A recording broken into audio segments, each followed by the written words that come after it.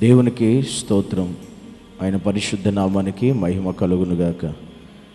పరిశుద్ధ లేఖన భాగాన్ని చదివి దేవుని నామాన్ని మహిమపరుద్దాం. యాకోబు రాసిన పత్రిక 4వ అధ్యాయము 10వ వచనం. ప్రభువు దృష్టికి మిమ్మును మీరు తగ్గించుకొనుడి, అప్పుడు ఆయన మిమ్మును హెచ్చించును. దేవుడు మాట్లాడుతున్న మాట ఈరోజు తగ్గించుకో అని దేవుడు మాట్లాడుతున్నాడు. అనగా ప్రభు దృష్టిలో మనం ఏం చేసుకోవాలంటే తగ్గించుకోవాలి. ఎవరిని బట్టి అంటే మనుషుని బట్టి కాదు, దేవునిని బట్టి మనం ఏం చేయాలి అంటే మనల్ని మనం దేవుని దృష్టిలో తగ్గించుకోవాలి.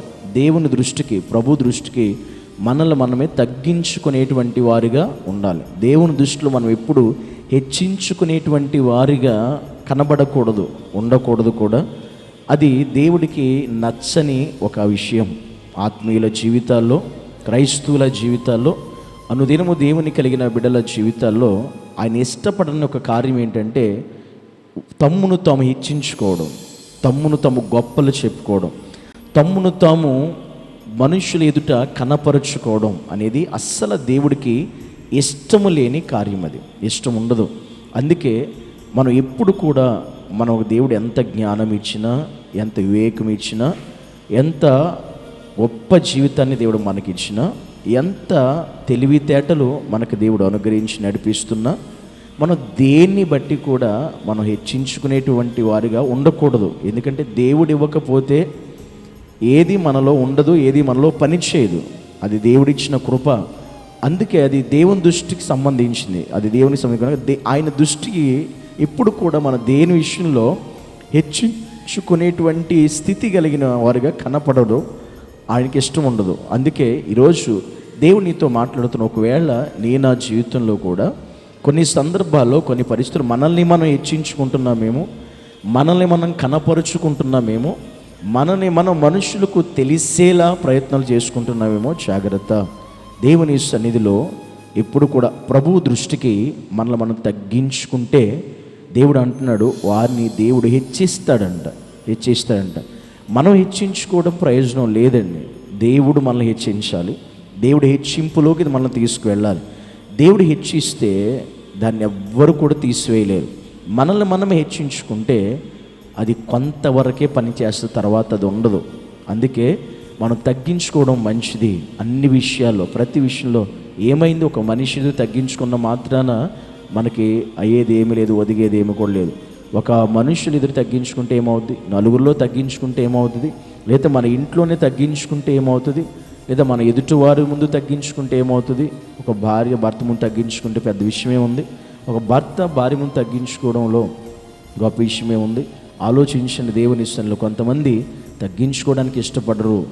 నేనేమన్నా తక్కువ అన్నట్టుగా మాట్లాడుతూ ఉంటారు. ఇది మనకి తగినది కదా. ఆత్మీయ జీవితాలకి మనం ఎంతటి వారమైనా, ఎలాంటి వారమైనా ఎప్పటికప్పుడు దేవుని దృష్టిలో మనం తగ్గింపు కలిగిన ఆత్మీయ జీవితాలు కలిగి ఉండాలి. తగ్గింపు కలిగి మనం జీవించాలి. ఎలాంటి వ్యక్తి ముందైనా మనం తగ్గించుకుంటే అది నీ జీవితానికి చాలా ఆశీర్వాదం, అది నీ జీవితానికి చాలా మేలు. అలాంటి వారిని దేవుడు హెచ్చిస్తాడంట. ఆయన దృష్టిలో ఎవరైతే తగ్గింపు కలిగి జీవిస్తారో దేవుడు వారిని హెచ్చింపులోనికి తీసుకువెళ్తాడు అని ఆయన వాక్యం ఈరోజు మనతో మాట్లాడుతుంది.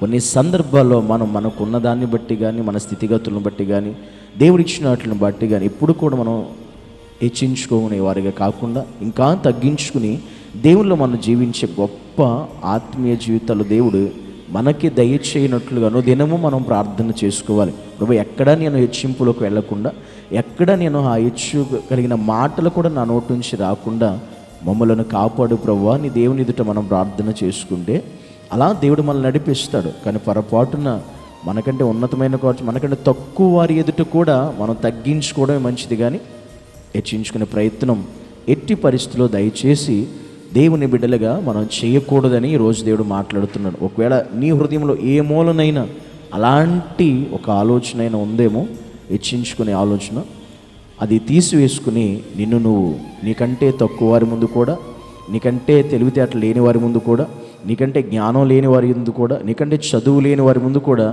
నువ్వు తగ్గించుకుంటే అదే నిన్ను హెచ్చింపులోకి తీసుకువెళ్తుంది. అట్టి కృప దేవుడు మనకి అనుగ్రహించి నడిపించి సహాయము చేయునుగాక. ఆమేన్. పరిశుద్ధుడా, నీకు వందనాలు యేసయ్య. ఈరోజు నీ మాటను బట్టి వందనాలు. నిజమే ప్రభువా, మేము కొన్నిసార్లు కొన్ని సందర్భాల్లో మాకు తెలియకుండానే మేము హెచ్చించుకుంటూ ఉంటాం, హెచ్చింపు కలిగిన మాట్లాడుతూ ఉంటాం, హెచ్చింపులోకి మేము వెళ్ళిపోతూ ఉంటాం. అది నీ దృష్టికి మంచిది కాదు అని నీ వాక్యము సెలవిస్తూ ఉంది. కనుకనే ప్రభువా, మేము ఎన్నడూ ఎప్పుడు నువ్వు దేన్ని బట్టి హెచ్చించుకునే వారిగా కాకుండా నీ దృష్టిలో ఎప్పటికప్పుడు మమ్ముని మేము తగ్గించుకునేటువంటి నీ బిడ్డలుగా మమ్మల్ని నడిపించమని యేసు నామములో ప్రార్థిస్తున్నాము తండ్రి. ఆమేన్.